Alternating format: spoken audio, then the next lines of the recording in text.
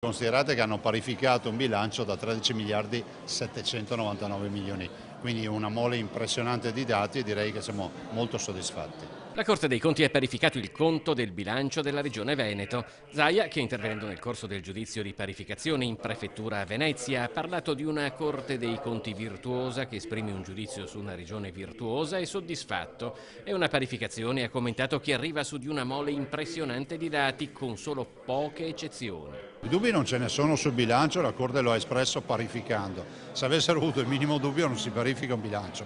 La Corte dice semplicemente su tre o quattro punti, non ricordo più, c'è l'iscrizione della cifra bilancio fatta con una modalità che doveva essere diversa. Questa è una discussione che potremmo impegnare accademici per discutere di come si scrivono le cifre a bilancio. Abbiamo massimo rispetto, ottima collaborazione e via. Cioè per noi c'è la parifica, a noi interessa la parifica.